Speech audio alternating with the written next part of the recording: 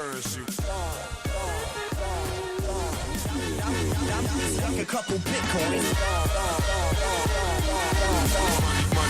Money, though. Pull up on my Nakamoto. Hello. Welcome, everybody, to the Blockchain Dynamics Show. Hey out there, thanks for listening. You're listening to us all here on Sunday, May 28th, 2017. That's right, and it's episode 65 today. My name is Brandon Doge. And I'm Woody. And thanks to everybody for joining us. Happy to be here.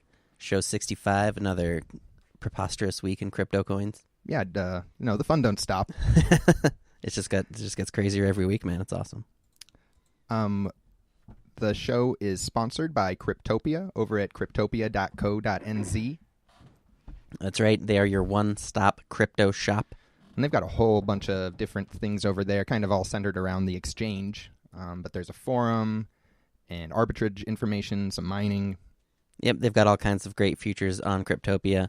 The exchange, of course, is probably the most useful feature. All kinds of different base pairs, great charts, everything that you'd know and love from an altcoin exchange. So check them out. Stop by the forum. We have a thread stickied there. Leave us a message, and we'll reward you with some DOT and take your thoughts into consideration. It's true, and as always, we are doing a 20,000 DOT giveaway during the show. It's just like a trivia question. You tweet us the answer, you get the dots. That's right. Last week, the question was, between which two shows did we take a show off? And somebody got that right. The answer was between shows 15 and 16. And this might also be a good spot to mention that we will be taking next week off. Yep. Between 65 and 66. Yep. So we'll be back in 2 weeks with episode 66. All right, so let's get to the good stuff. I'm going to start it off, as usual, with the news. Yeah, we love that altcoin and Bitcoin news. Gotta have the news. Gotta have it. So some people might have been aware of a Monero announcement that was coming out. A big announcement for Monero this week. Yeah, and that turned out to be kind of a total dud. It's pretty funny. It's almost like they're trolling the market. This video, they released a video that was about the Monero Enterprise Alliance, kind of a play on the Ethereum Enterprise Alliance. And then at the end, they just kind of reveal it's all a big joke, and their whole big announcement was essentially just a joke. Yeah. Pretty funny. And there's kind of a saying in crypto where you buy the rumor and sell the news anyhow, but this was like maybe an extreme example of that. The news being not even really kind of there. The news being an announcement that there was no news, basically. Right. And then there was a huge crash on Monero like the same day. It's all good. Good crypto stuff. Right. So, some people were upset, but the people have, the markets are crazy. You really have to know what you're doing to trade cryptocurrencies. Or you don't have to, but you might. That something like that could end poorly for you. It's just a nice reminder that there's no rules, even for like these big market cap coins. If these guys want to kind of even troll their own investors in a way by hyping something up and then just having it be fake, like they can do that. There's nobody's gonna. It's just not gonna change anything. Yep, and it all amounts to good market action and good entertainment. Yep, just more good times in crypto there. We also there's this consensus festival going on. I think, is that in New York where they do that? Yeah, I think so. Lots of photos. Looks pretty interesting. A lot of big Bitcoin personalities all in one place. Yeah. But really the big news out of that from this week is that a bunch of large companies have agreed to a scaling agreement for as far as this whole SegWit versus Bitcoin Unlimited. Okay. Fracas is concerned, I guess. Do you know any details about how the agreement is different from any of the other proposals that had been in there prior? It's supposed to be a compromise agreement, so there's still a hard fork that raises the block size to 2 megabytes. So it's not Bitcoin Unlimited then, it's just a block size increase. And then they're going to reduce the activation threshold for SegWit, which, as we know, is kind of impractically high. Will never get reached. Okay.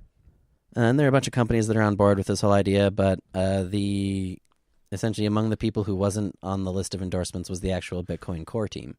Oh, interesting. So it was a bunch of businesses like BitPay and all these other kind of Bitcoin services and some of the big mining pools that hashed this out, really. So it seems like it's cool that there's this agreement, but it also seems like they might have potentially skipped out on a pretty big portion of the community as far as who was involved in the process. To me, it sounds like more like just another potential outcome. It's just another option, yeah. Yeah, and they're kind of calling it maybe an agreement because that sounds really good. Yeah. Well, the majority of the mining power, like the big pools have signed on to it, so I think that's a big thing that gets it momentum, I guess. Like some of the pools that were just supporting segregated witness straight up are now behind this or something like that? Yeah, and some of the ones that were supporting Bitcoin Unlimited are also supporting it. So it would, if, I guess it does have the consensus from the miners. But then what the core devs are saying, what a lot of people are worried about, once again, is the technical aspect of it. They're just like, oh, we're going to do this. We're going to make a 2 megabyte hard fork. Well, who's coding that hard fork and who's testing it? Who's doing that kind of stuff? Right. As we saw with Bitcoin Unlimited, it's not that easy. Yeah. And so I think that's just that's kind of the angle that the core team has been playing is like, you guys, these timelines aren't realistic. Somebody has to actually build this code and make sure it works. Wow. Well, a hard fork sounds like a huge event for and Bitcoin at this point in its life. It does require the hard fork too. So I'm not sure. I'm happy to see. I feel like the original SegWit in a way maybe they didn't really necessarily acknowledge or respect enough of the incentives that affect the miners, which kind of caused them to push back on this. I kind of feel like this agreement maybe it goes too far the other way. Maybe it doesn't properly consider the technical side, the development side of it enough. Well, maybe knowing how nothing ever gets done, we can wait until next year's consensus and then kind of reach another agreement that's a little bit more in the other direction, like a real negotiation that only takes place on a yearly cycle. By then, the transaction fees will be like 0.05. Right. Huh. Very interesting. So yeah, there is a scaling agreement. It is backed by the majority of hash power, so it potentially... It's a huge list of people that are backing it, actually. Yeah, so it potentially would... feels more real than anything that's come before, but I think it still has some challenges. Cool. We wanted to give a shout out to Notsofast's security primer that he released this week. That's right. He posted this up on steemit.com. The best way to find it is just to Google 4 ways to secure your bags. And it's a really great comprehensive write-up from Notsofast on essentially all of the ins and outs of what it actually means to own a cryptocurrency and how you can protect that, because it's a lot more complicated than a lot of people think, and there are a lot of snags, a lot of pitfalls. Right. It's a really cool technology. You can kind of be your own bank, but there's certain amount of responsibility that falls directly on you at that point. Yeah, and it's a great write-up. He covers a lot of the different angles, from the technical stuff to just the kind of aspects of your public-facing personality that you can potentially endanger yourself with, I guess. And he also offers up a range of this is kind of the regular security option, the high security option, the most secure option for all of those categories. So it's just a really good, really comprehensive write-up. And that search term was 4 ways to secure your bags. That is from the AOL keyword. AOL keyword, 4 ways to secure your bags. Dude, they gotta bring that back, man. AOL keywords. Other news this week. The crew over at Basic Attention Token, they've upped the limit. They're raising the amount of money that they're trying to get on their ICO, I guess. Right. I didn't know this was an option, but sure makes sense. Why not, right? right? It seemed like the limit that they had set was a little low compared to a lot of the other ICOs that had been raising money recently. Yeah, that's true. So I believe before it was like 15 million, and they've cranked that on up to about 25 million. Yeah. I anticipate it's still probably going to sell out pretty fast. Yeah, it'll be interesting to see. That's May 31st. Yep. I think. Alrighty, I think that is going to do it for the news this week. Yeah, and as always, feel free to send us some news over at blockchaindynamics.net or on that Cryptopia forum. Yeah, we love that news. We especially love it when our users give us stuff to talk about. So by all means, hop on down to our Cryptopia thread. We're going to take a look at a few coins that people requested later in the show as well. Yep. But for now, we're going to jump into the markets. That's right. The markets, they steal the show once again. They really draw a lot of my time and attention right now. Just is spent looking sometimes at that 1 minute chart. It's embarrassing. I'll get down to the Bitcoin 1 minute chart, just kind of enjoy it. But everything else was crazy this week too. It might be kind of hard to imagine if you've been watching that 1 minute chart, but Bitcoin is up this week. Yeah, that's actually pretty funny. Our from compared to when we did the show last week, we're actually up like 3.5% in Bitcoin. It's sitting at 2109 according to CoinMarketCap. There's a big discrepancy on the exchanges that opened up this week, which is pretty funny. They before Bitfinex had a higher price for a long time, right? And a lot of people thought it was tied to their withdrawal and deposit issues and that kind of stuff. And then you'd have a lower price at like Coinbase and Bitstamp and all that stuff. This week the script is totally flipped. Now you have Bitstamp being lower than Coinbase or GDAX by it was as high as 15% at one point. I think it's like a 7.5% difference right now. But it's a really substantial difference. And then, of course, we had another all-time high this week. It was as high as $2,800 on GDAX, $2,700 on Bitfinex. Yep. And then it finally came crashing down. So this is kind of... we kind of joked in the past few episodes about every time it seems like there's a correction, it's just like a joke. It's just gone in a day. Right. And we're steaming back up. This one feels a little different. It lasted a little... It still might be going on. It's hard to even tell right now. Yep. We dropped 30% off the peak, so that's the biggest drop from the peak since the start of this latest run. This latest all-time high run. Yeah, exactly. And yeah, it's really exciting. You know, I kind of knew this day would come. I think we've all been waiting for it. You know, yeah. We've been in the game long enough to know that 30-40% in a couple days is not something that is that unusual, especially when the price is going up this fast. And so it's like I feel like I've been mentally preparing for it, but then when it actually happened, I was kind of still just like stunned. You know, I didn't quite know what to do. Everything wasn't quite where it was needed to be. Yeah, exactly. My funds weren't quite exactly distributed how I wanted them to be, and yeah. But it was exciting. Learned a lot of lessons, and honestly, it wasn't as catastrophic as I had feared either. At the end of the week, like I'm not sitting here super worried about my situation. Or right, anything. like you said, I mean, it had to happen. So from that perspective, everything's kind of normal, even though everything is still insane. Yeah, exactly.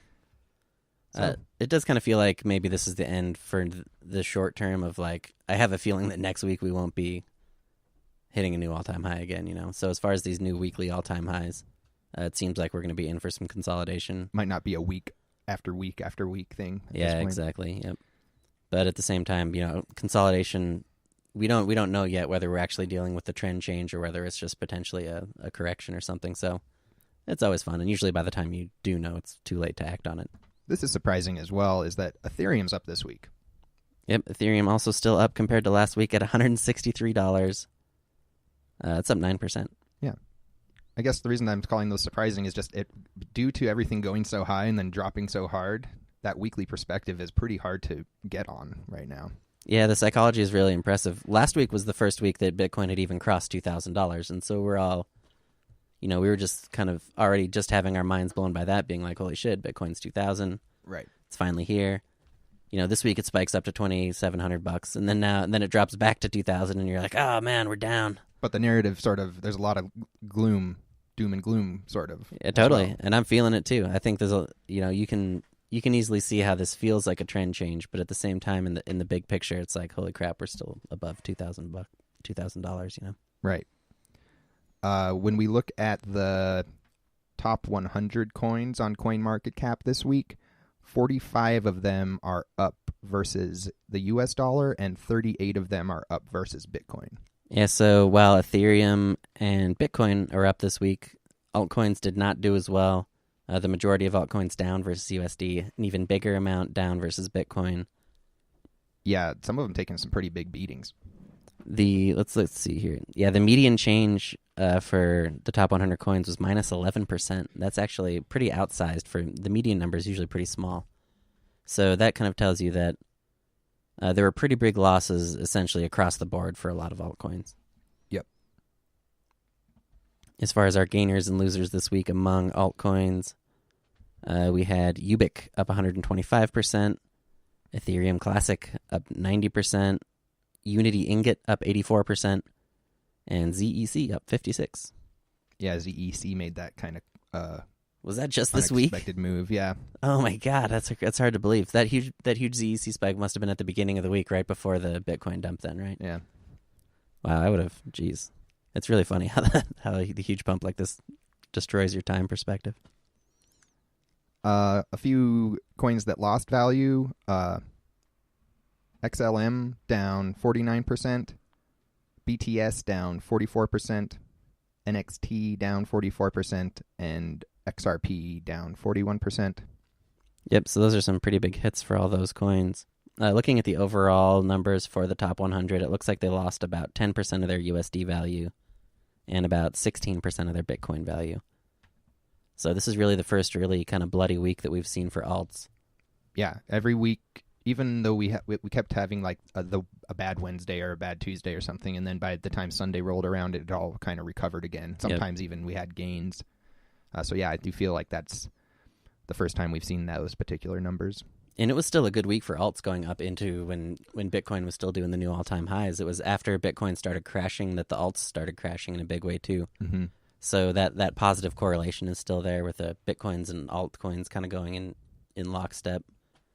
In this case, when Bitcoin started going down, the altcoins started going down way faster, and that gets us into the situation now where Bitcoin's actually up on the week, but the top 100 alts are ended up being quite a bit down. One new thing that we're trying to keep track of over here is coins that are moving in and out of the top 100. So this week, the coins that moved out of the top 100 were Clam, CRB, Unity, Flow, which is Florin, yep, Via, Vcash. Is that Vcash? No, I don't know what that is. The ticker is VASH. Yeah, no, because XVC is Vcash. And then CRW, which I think is Crown. Yep. Those got moved out of the top 100. Coins that got moved in were UNY, ECN, TIPS, WCT, MGC, Sky, and Cadastral. Cadastral. That's that old Bitland Global ICO from last year sometime. Oh, nice. It's coming back up. All right. Blah. So, yep, just a few coins dropping out and a fresh list of new top 100 coins there. Cool. Next, we're going to take a look at our Ethereum index report. Yeah, this Ethereum index is all of those coins you've been hearing about that are on the Ethereum chain. Yep, all these Ethereum sub-tokens, mostly ICOs. They might all be ICOs at this point. Yeah, maybe some airdropping in there somewhere. I don't know. There's one new coin to the list this week is the Aragon Network token that had that big ICO, so it's now added to the Ethereum index. Okay. And let's see, we got 32 coins in the Ethereum index right now. Right. This week, 21 of them gained ground versus USD. 17 of them gained ground versus Bitcoin. So that's actually quite a good look for the ETH coins this week. Not bad. At least that subsection of altcoins is performing a little better than altcoins in general. Yep, and for the past couple weeks, it has actually, they've been outperformed by the regular altcoins. So they kind of picked up a little bit this week. As far as the overall value of all the ETH tokens, up about 8.67% this week versus USD, up about 2.9% versus Bitcoin. So that's kind of steady in cryptocurrency terms. And another funny thing, the median change here, 2.4%. So 2.4%, the median change against Bitcoin for all of these 32 coins. As far as the gainers and losers with the Ethereum tokens this week, the Unity ingot, that's UNY, is up 84% this week. We had Pluton up 75% week, really good week for Pluton. BPC up 42%, and Golem up 38%. They were doing really well this week as well. And then some of the Ethereum subtokens that lost value, Melon, down 24%. Singularity, 23% down. First Blood, 21% down. Round, 20% down. VSL, 17% down. That's that V-slice. V-slice. So yeah, good week for the Ethereum tokens all together. 3% gain versus Bitcoin. They actually still didn't perform quite as well as Ethereum itself. So while they did overperform altcoins, your best bet in the Ethereum space this week would have just been Ethereum. Interesting. So a little bit of a summary, I suppose. The overall caps for alts are down for the first time in quite a few weeks. Yep, they are down, with air quotes, to 35.5 billion. That's a 9% drop this week. And so that puts Bitcoin dominance at 49%. And that's a 3% gain last week for Bitcoin dominance. From maybe one of its all-time lows. Yep. ETH dominance is at 42%, which is up 6%. So yeah, ETH once again looking good this week. You know, it's funny, we are down this week, but really at the end of it, not by all that much, right? We've been seeing 20-30% weekly gains for kind of the past few weeks. We're only down 9% at this point. Obviously, there's potentially a lot of room still to go down, but really not as much of a bloodbath as it might have looked like at first. Right.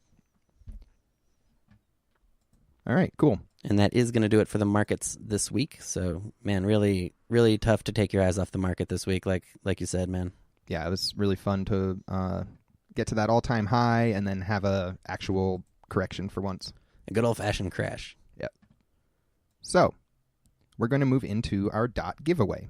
It is time once again for that DOT giveaway. We're down to 20,000 on the jackpot. Last week we had a 60,000 DOT jackpot going, but somebody claimed it. Yep, so now we're back down to 20,000.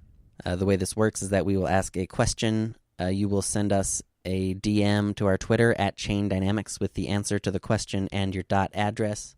The first person to get it right gets the 20,000 dots. And if nobody gets it by the end of the live broadcast, we'll roll it over. We'll roll it over to next week. We're going to take a little trip down memory lane with this question. For how many days did the DAO crowd sale last? That's you right. can send the answer to that question over to @ChainDynamics on Twitter. And first person to do so before the end of the show gets 20,000 DOT. Once again, the question was, how many days did the DAO crowd sale last? All right.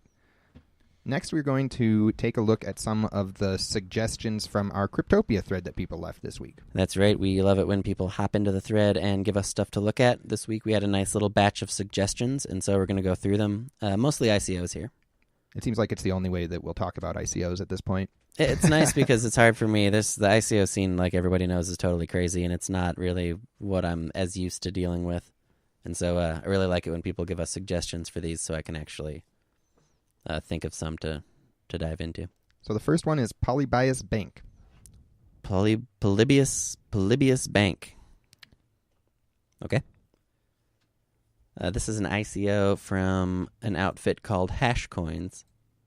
I looked them up. They got a website, hashcoins.com.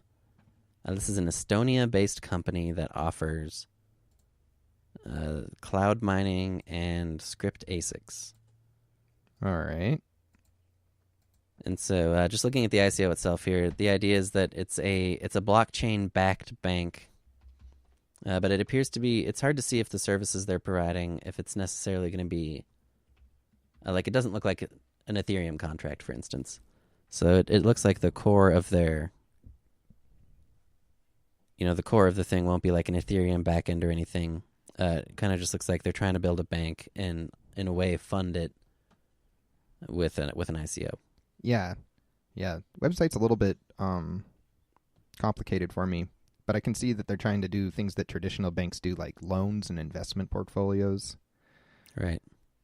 Part of me is a little bit apprehensive there just because one of the cool things about crypto is that you don't need a bank. Right, yep. So I'm like, who's that for exactly? Yeah, what's the advantage? I'm also not sure, looking at their ICO structure, if they have a bunch of different levels and then the amount of money that they need to do each thing. I'm not sure. Is it just one ICO? And then they're going to be like, all right, if we raise this much, this is what Polybius Bank is going to look like. If we raise this much, we're going to have these futures. It's kind of hard for me to tell just looking at the thread itself. But they do have plenty of team photos. I know you love those team photos. What? Yeah, this is like 25 probably team photos individual. They've got a large collection of team photos. It's a bit much for me. The first thing that comes to mind when I see team photos, I'm like, all right, there's got to be a way to validate some of this stuff. So I went out looking for videos. At the very least, one of these guys, Edgar Burrs, does have some videos out there where he's talking about the coin. So we know at least one of these people's real. That's always nice. Okay. It's always, whenever you're looking at an ICO, there's always this like internal skepticism, I guess, that kicks off. Is like, is this an actual thing or is this just something somebody made up, Right. Because we were born in the darkness of crypto like Bane. We're used to everything being a scam of some type, or we have to be super careful. But I guess that's always going to be probably the best policy. You got to be skeptical. And so, sometimes I feel bad for the people who are doing legitimate projects and maybe we're just trashing them. But, At the same time, anytime I look at something like this, I'm always inclined to say, all right, I need some kind of proof that this is the real deal, not just like a web page or something. Yeah. And so when it comes to that, you're just kind of like looking for red flags and stuff, looking for things that are unusual. One thing I don't really love about this is that the HashChain's the parent company. Their actual business is not entirely clear, so they're offering script ASICs in cloud mining. If you go to the cloud mining, then you can buy a contract in it, and then it's like which kind of equipment you're buying is one of their ASICs, right? But then you go to the ASICs page, and it's like ASICs info coming Q1 2017. Right. It's very hard to find the information you need, and some people are better at presenting it than others. Right. I mean, I could go think about some really big ones that like Lisk or Ethereum that really explain themselves clearly.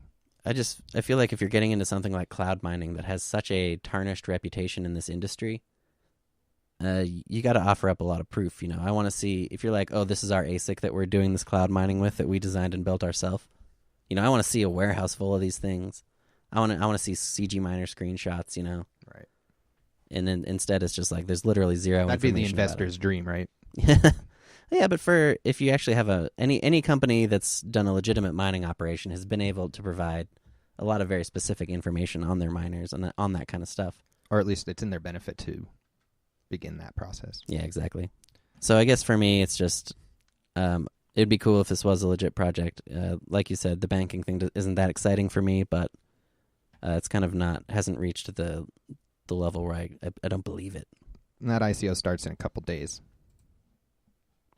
It's called Polybius Bank. Polybius Bank. Another one that we're going to take a look at is Monaco. Seems like this one's advertising pretty hard. Monaco. This is a crypto debit I card. think I see some like Twitter advertisements for it or something. Right. There's been a lot more of that lately. They're really breaking into the conventional media space. Mm-hmm.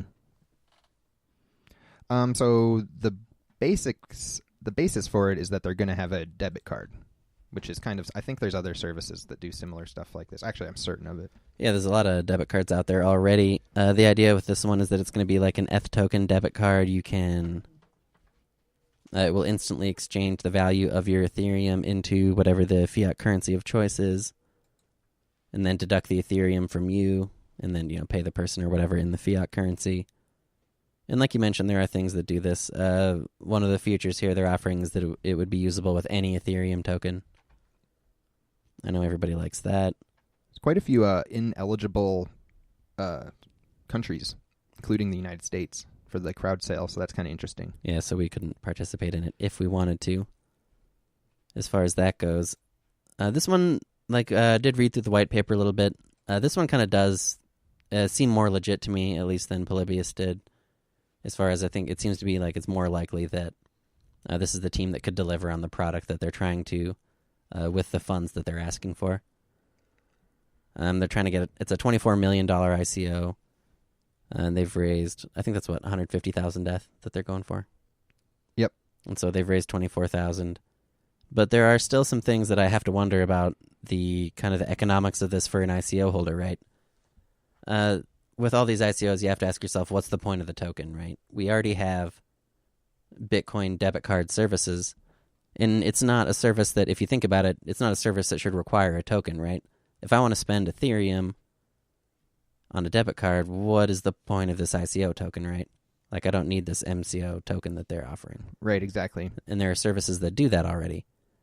And so I went to see what the actual point of the token is, I guess. And the way that it works is that there's a big pool of Ethereum, and then anytime somebody uses the card, a small percentage of the Ethereum goes into that pool. And then if you're holding the MCO tokens, you can burn your tokens in exchange for your relative share of that pool. So if there's 1,000 Ethereum in the MCO pool, and you have 10% of the MCO tokens, you could burn your 10% of the MCO tokens in exchange for 10% of the Ethereum that's in the pool. Huh. That's all administered through the smart contract, which is really cool. You don't usually see a method of redemption that is actually feasible and as fully implemented on the blockchain as this. That is interesting. So that's one thing that I did like about this token.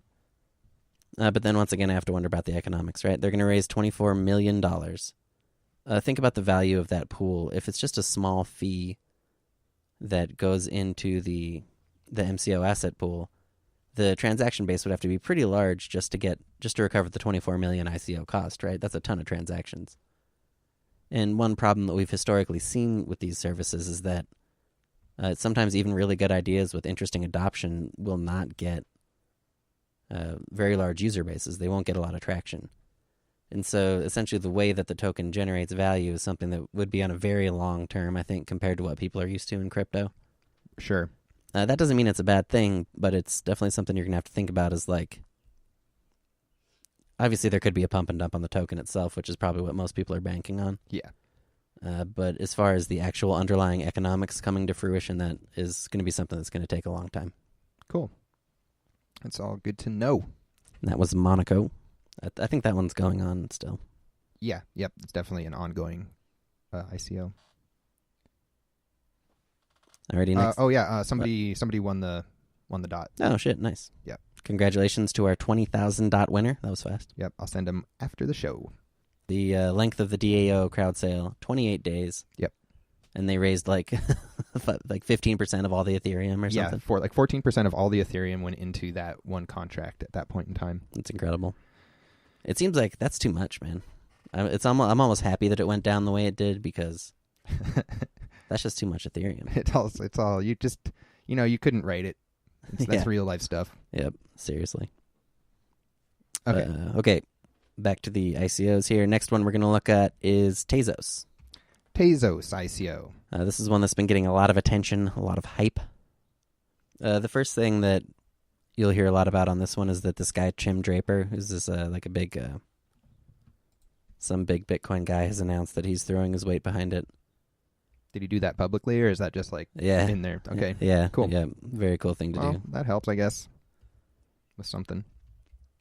But as far as the coin itself goes, the idea behind the coin is that it essentially puts more information out on the blockchain than the normal protocol does. So your typical cryptocurrency, the blockchain will validate the state of the ledger, and then it will spit out a new state of the ledger, and then it will essentially has some mechanism to assert whether that was valid, right? Whether that block progression was a valid change of the blockchain state. Mm-hmm. And so what Tezos is saying they're going to do is that now not only is the state going to be something that can be changed from block to block, but the actual method of transforming the state, so the actual change that occurs to the blockchain, will be something that can be changed block to block. And then not only that, the method of determining whether the block is valid can be changed as well. And so that's the self-adjusting portion that exactly. they're talking about? They're essentially saying not only will the specific changes to the ledger be controlled by the consensus, but the entire function of the blockchain itself at a higher level is going to be controlled by the consensus. Does that amount to the miners having a whole bunch of variables that they have to set, or what? Yeah, it does seem like that, and it also seems like to me that there's going to be a lot more information that has to be included with the blocks now, too. The block is not only going to have to include what the changes to the ledger were, it's going to have to include what the consensus is behind that, and it seems like that could get to be pretty complicated. It sounds cool. I mean, combined with it being a bit, way over my head technically, and then also an ICO, which people know I'm just not super comfortable with. It's just so hard for me to get excited, but that sounds really cool, the way that you described it. Yeah, and essentially what they're saying that it's going to allow them to do is a lot of these problems that we're seeing with governance and coins that are requiring hard forks. The classic examples being the Bitcoin scaling stuff, the Ethereum, the DAO hack. A lot of these big hard forks, they're essentially saying with the way that Tezos is built, that those sorts of things could all be changed completely through the normal consensus operation of the blockchain. So are you saying then that the DAO could have been fixed through consensus instead of without a hard fork? Yep, exactly. Oh, wow. Because the Ethereum chain is essentially saying, no, this contract, they couldn't change the contract without a hard fork. So this kind of, it makes an interesting question because now all of a sudden everything about the blockchain is open to consensus, right? If even the consensus algorithm is open to consensus, how do you know? But I could still consider like the chain immutable as it moves forward. I think way that it's not. I think the definitions of a lot of those things are going to start to become a little blurrier if this actually Right. comes out, right? Because you might have, like, let's say that the scoring function that determines if the block is valid. What if 51% of the chain is using one scoring function, 49% is using the other? The chain would have to reconcile that, right? And you could even see a situation where it goes back and forth. Maybe for some period of time, for a couple days, the majority of the blocks come from one consensus mechanism. Maybe some other time, the majority of the blocks come from another consensus mechanism. Wow. You could see it going back and forth like that, but then both of the protocols would have to be able to agree that that was a valid chain without creating a fork. It's a little bit hard to think about, and it does sound really cool, but I kind of have to wonder, like, there have been a lot of challenges just with protecting the security of blockchains the way they are. They're opening up, I think, kind of a whole huge new world of potential exploits. And Oh, right, exactly. Just the same way that took people so long to trust Bitcoin whatsoever, and maybe or maybe not trust Ethereum. Yep. Now here's a whole nother thing. It's like, does this work? yeah, exactly. Totally. I see that Zuko Zcash guy is in this white paper as an advisor. Yeah, they got a lot of big names in it.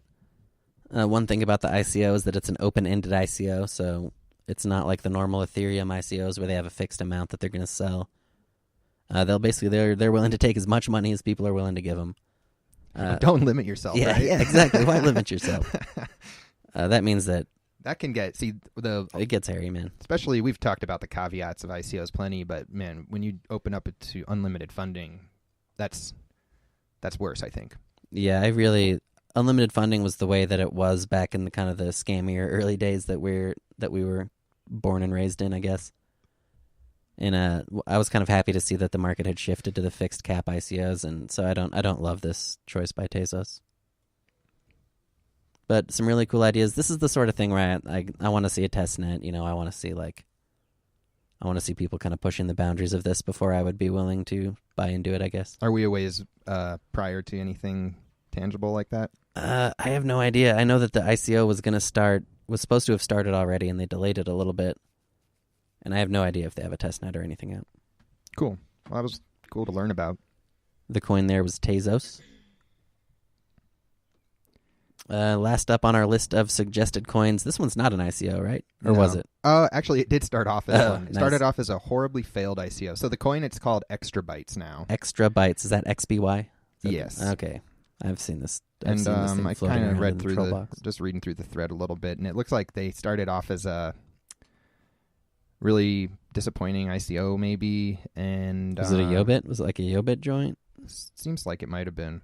Ooh. And then they've managed to get it into sort of a resurrected state, from what I can tell. Oh, we got a takeover situation. Yeah, here. community takeover. Ooh. And in the meantime, they point out that they managed to take the price from 1 Satoshi to like over 700 Satoshis. Yeah, and my God. something like.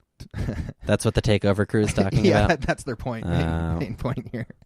It's kind of cool how the economics of that work. You take a 1 Satoshi coin, accumulate it for a long ass time on Yobit or whatever, and then, once you have them all, you can, set the price to just about whatever you want. The best example of that was Bellacoin. One weird thing about this coin, or interesting thing, is that there is no proof of work or proof of stake rewards. It's all running on transaction fees and maybe masternodes, but I can't find the actual payout for the masternodes. But if there's no fees, the masternodes couldn't get any. Okay, so then it is just off the fees then. It would have to be. Well, but it also says there's masternodes, so... It says it's 100 XBY transaction fee per transaction, and it says no POS, no POW. So I was like, but obviously the masternodes have to get paid, or else they're not masternodes. So maybe the masternodes split the transaction fees with the miners. Ooh, the miners who are getting nothing? Miners will all... Oh, you're right. Yeah. Well, in order for them to mine, they would have to at least get transaction fees. Right. I guess that's right. So they could be getting the transaction Which, fees. on a typical altcoin, the transaction fees are essentially nothing. So I kind of have to wonder how any of that is actually still working. Like, why not just call it a 100 XBY per block proof of work reward? is there even a difference between that and what? Well, yeah, because being described? a transaction fee could occur multiple times per block. You could have 10 people send transactions, Oh, nice. right? Okay. You Right, know? of course, yeah. But as far as that goes, it's not normal to see chains only secured with the transaction fees, just because the typical altcoin has so few transactions that the incentive isn't enough to keep the chain secure. I can imagine a world where like Bitcoin is only transaction fees and it actually works because there's so many transactions. Historically for altcoins, those chains have not been stable when they've tried to do the same thing. So I'm curious to see how they keep this together. It's obviously it looks like a little more modern code base if they have master nodes, proof of stake, and proof of work going concurrently. Yeah, it did seem like from the post that they actually put some work into certain portions of it, at least. But like, there's no staking rewards, so people are just staking for fun. That's all. That's weird. That's all pretty unusual. The market cap's sitting already at like $4.7 million, Okay. which sounds pretty high to me for a coin that started so low not long ago, I guess. But Yeah. I guess it's one of those things where who knows where it could go. One of the things that we have to accept all the time is that the market caps really don't seem to be limits.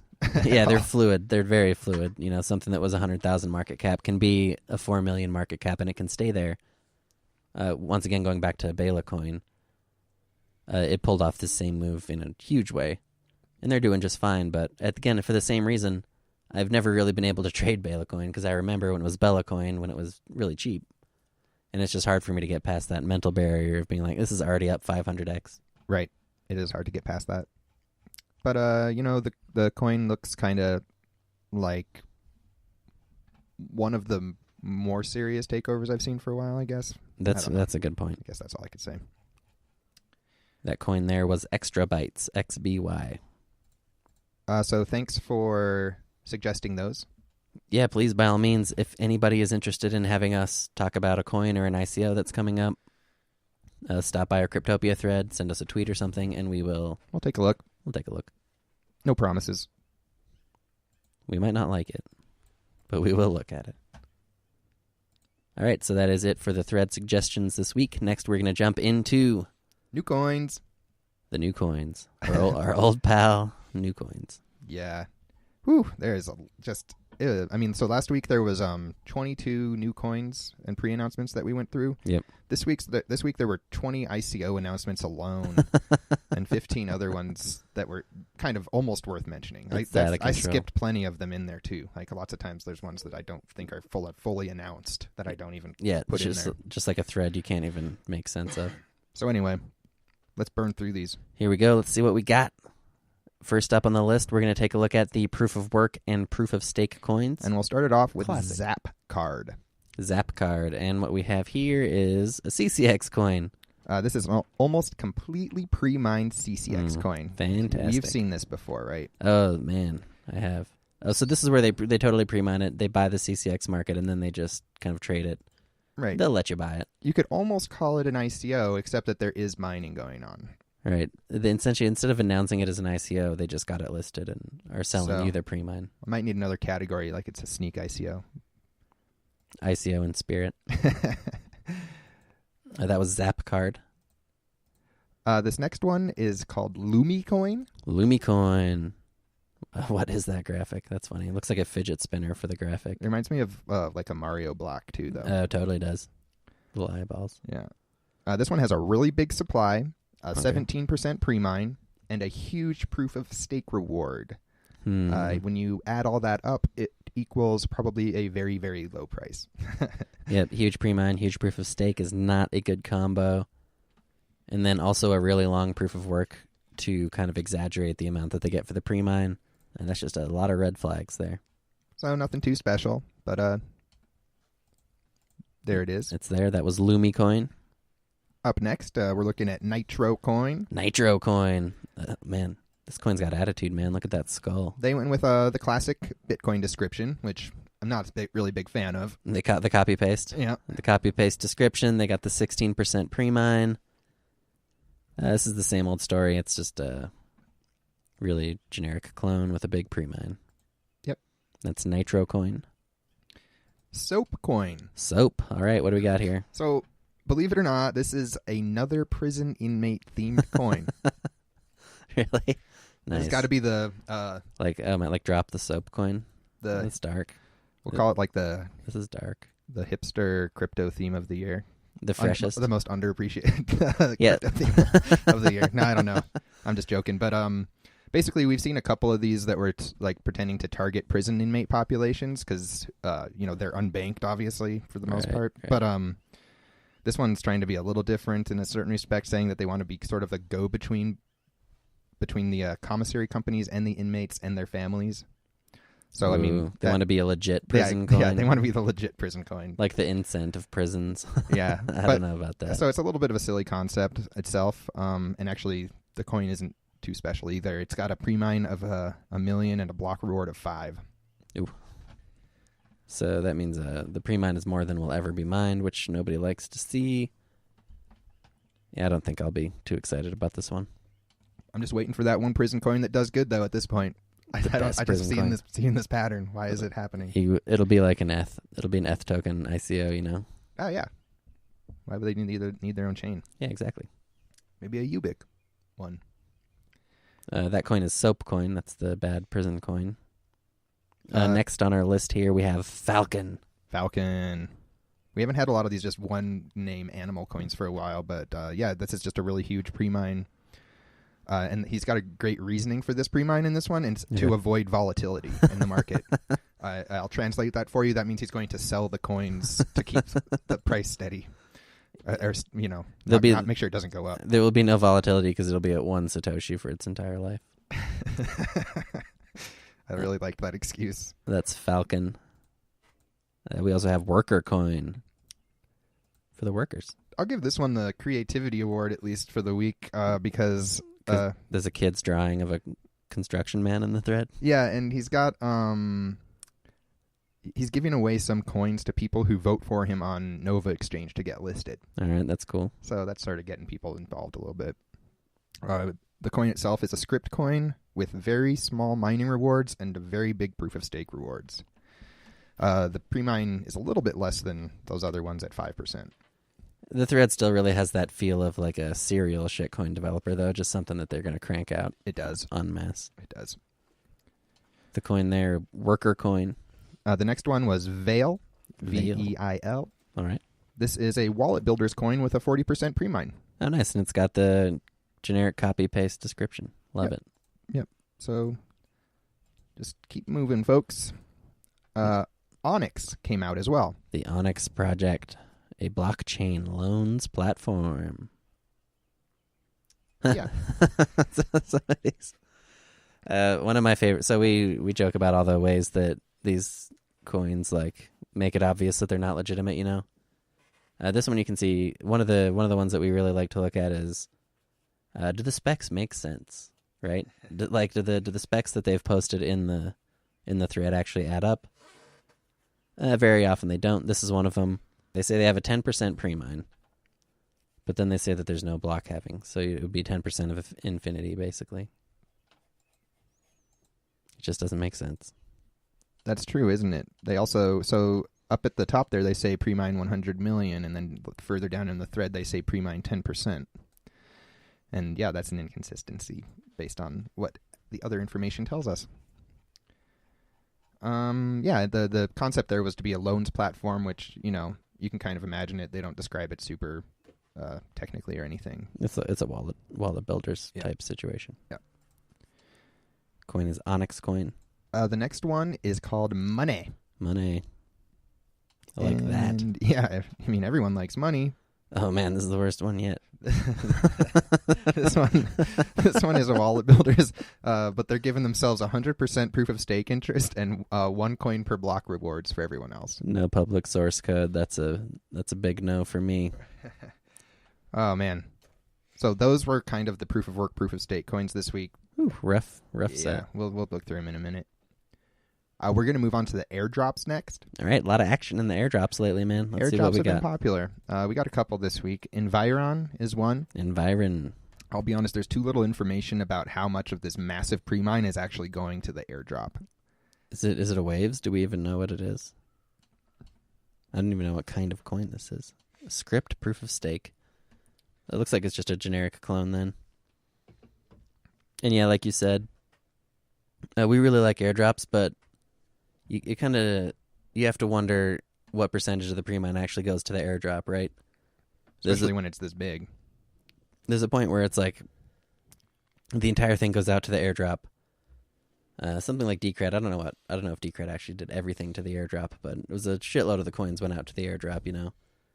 And then that's kind of the most true to the spirit of the airdrop. And then eventually sometimes it's 20% of the coins or 10% of the coins for the airdrop. There comes a point where it's less of an airdrop and more of just like a promotional campaign, I guess. True. And so with Environ, we have no idea where we are on that scale. Yeah, just not quite enough information to go off of from the post itself. Another airdrop that was announced this week was called CheapCoin. CheapCoin. I like that. So that's another good name, man. This was an airdrop that was announced kind of early in the week in one thread, in which they didn't provide a source code, and it was like kind of weird and everything.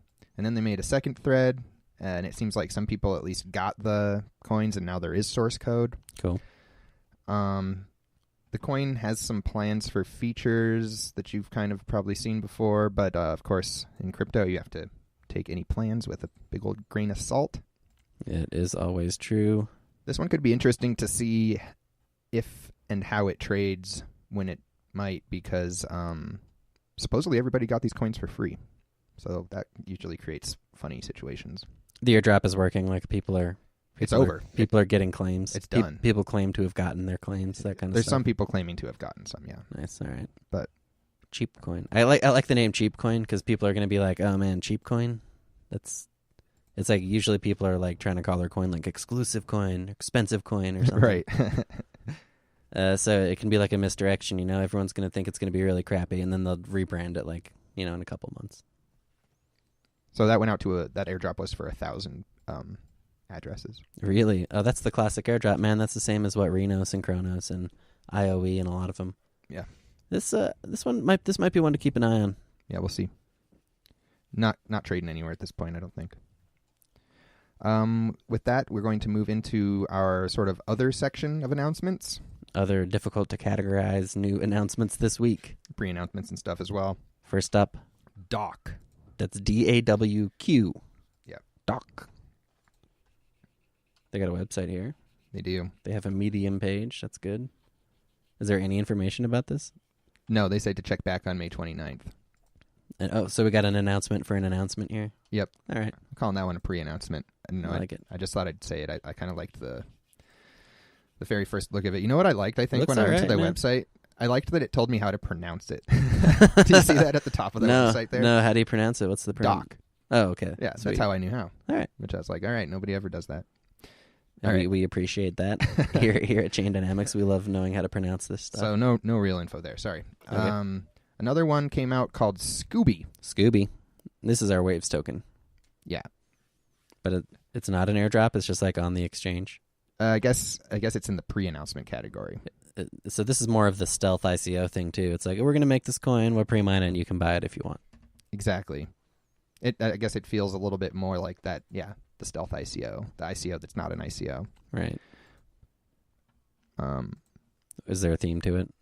They got SCOOBY. It stands for Secure Cryptocurrency Online Open Source Bit Yield. So that'll be easy to remember. That's obvious. I get it now. It makes perfect sense. Nope. I mean, I think it's just a coin that they say that you. I mean, I think it's just a proof of stake token. Like literally, these Waves tokens are just super simple right now. Yeah, I feel you completely. All right. Next, that was SCOOBY. And next on our list is Marijuana Coin. Yeah, this one was actually in the thread as well, asked about, but it showed up kind of in the normal reporting of things anyway, so here it is. This is a takeover of a coin called Marijuana Coin. Yeah, okay. And, I feel like it doesn't have a ton of really interesting things about it, except maybe it has a good name. Yeah. Easy to remember name. I don't know.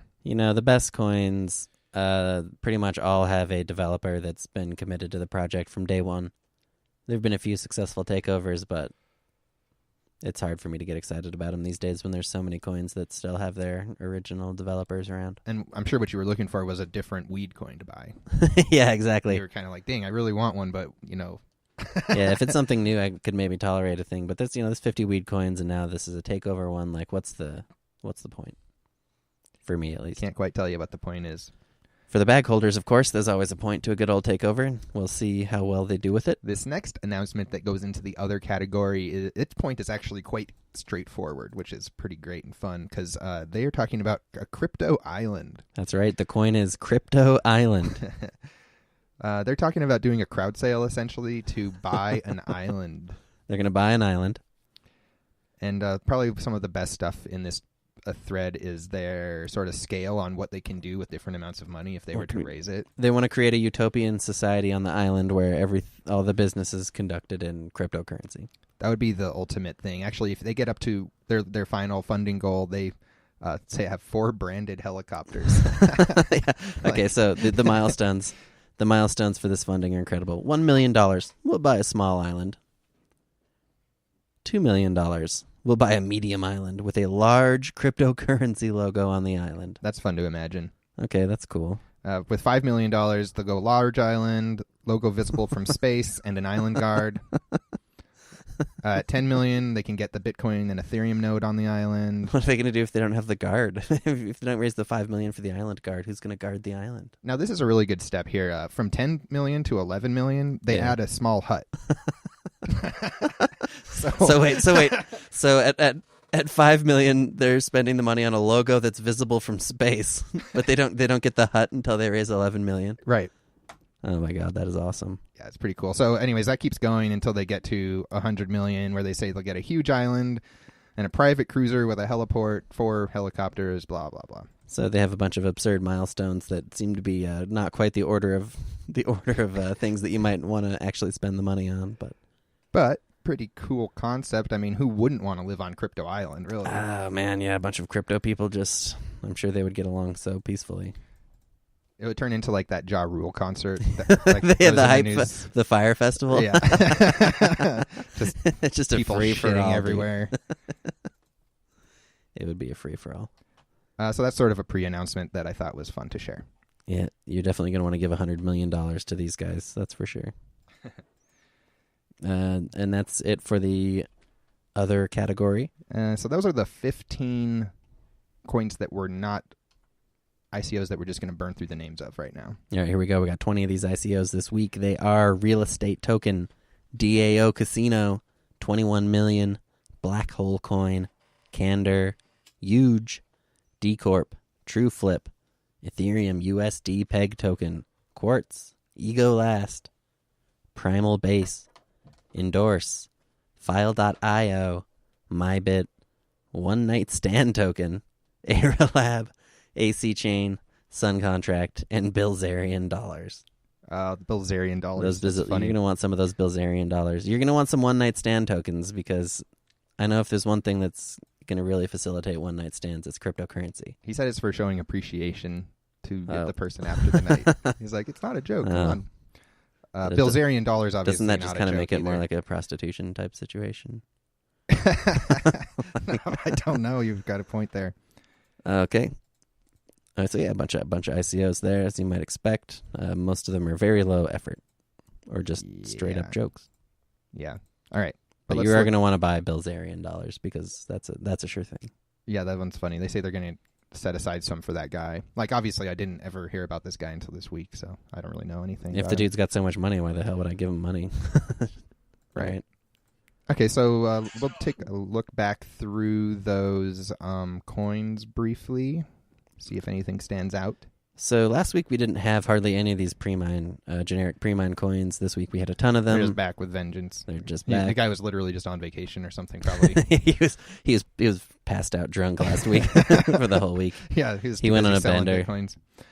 So he's back. He made a lot of coins. So yeah, not a lot of good proof of work, proof of stake coins standing out. I'm saying CheapCoin, man. Keep your eye on that CheapCoin.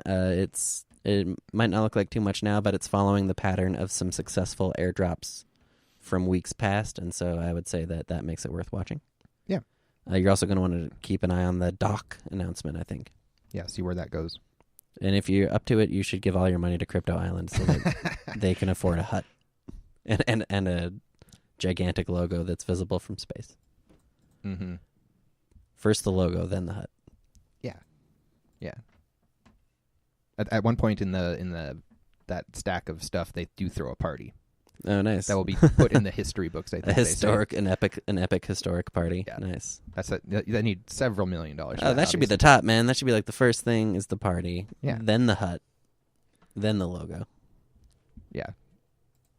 I think you could do the logo almost just with your bare hands. Like, just get everybody out at the party stacking rocks. You'll make a Bitcoin it's true. logo. You don't really need $5 million to make a big logo, do you? Anyway. Okay, new coins. That's it for the new coins this week. Love those new coins. Next, we're going to jump into our coin listings. Coin listings. That's a thing where coins get listed on exchanges. Yep, it happens a lot. And over on Cryptopia this week, they listed IOU1 Nice. and FuelCoin. Okay, On Bittrex, they listed SIA. nice.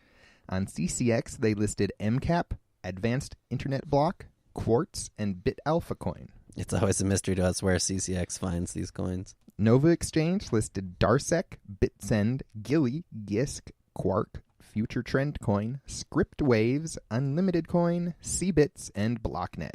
Ooh. Let's see here. Over on Livecoin, we have Putin Coin, Roulette Coin, Unity Ingot, and the Octonox ICO. And then last but not least, CoinExchange.io listed Mooncoin, Strong Hands, T-Coin, and Cashcoin. Well, I have strong hands. I guess I better buy. I need to buy a token to prove it, right?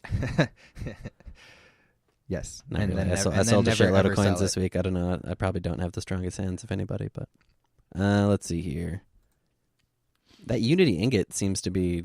Something seems to be going on there. Seems to be making its rounds. They're doing a lot of advertising and stuff, too. It's cool that Bittrex listed SIA. I mean, those are some of the coins that I've always wondered why there weren't crossovers of, so... We mentioned in the rocking. past, like, why is T-Rex not just adding some of these big polo coins just to round out their selection? It's almost like they feel like they aren't going to get the volume from it, or at least that's what I used to assume. Now that all the Right. volume's up across the board, it seems like it'd be worth it, but I don't know really how the economics work out. Yeah, the Poloniex scaling issues, I think, have given a lot of momentum to T-Rex, and that's kind of given them the freedom to try and start sniping the volume on some of these big polo coins. They're going for it this week on SIA Coin, and I think that's pretty cool.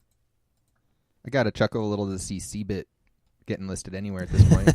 Where is that? It's pretty great. Oh, Nova? Over on Nova? Yeah. Oh, man. Cbit. It's a great coin, man. That is a good project. And then there's just a lot of really new coins actually on this list. Like, even though they're coming out with sort of strange parameters or different things, they're just kind of getting traded in different areas. There's a lot of competition in exchanges these days, and it's very easy for new coins to get traded somewhere. So, yep, another exciting week for the listings. And as usual, we are going to close up the week with those coin birthdays. Yeah, that's right. This week we want to wish a happy 2-year birthday to Radium. Radium, that's the ticker, is RADS there. They came out 5/25/2015. Damn. 2 years So, already for RADS, man. Yeah. That one had kind of a long story, too. I know at least one rebranding, if not two. Did it really? Oh, yeah, it was like XRAD. Well, I don't remember. It was at least Radon at one point. Oh, right. And then I can't remember if there was another step in there or not.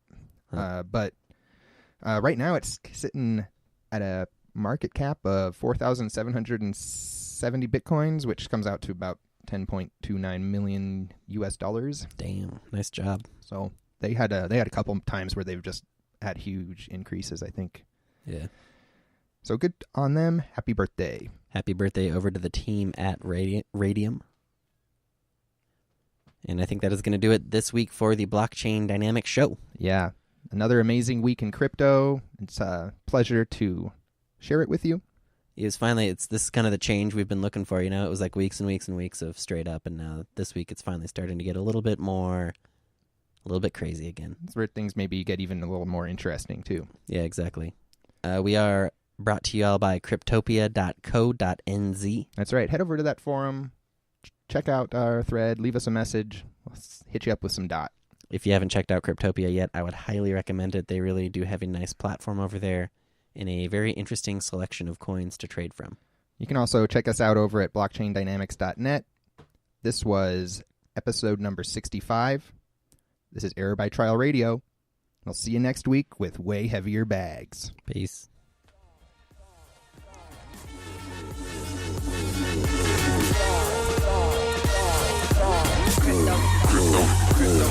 curse you. Like a couple Bitcoins. Money, money, money, Pull though. up on my Nakamoto.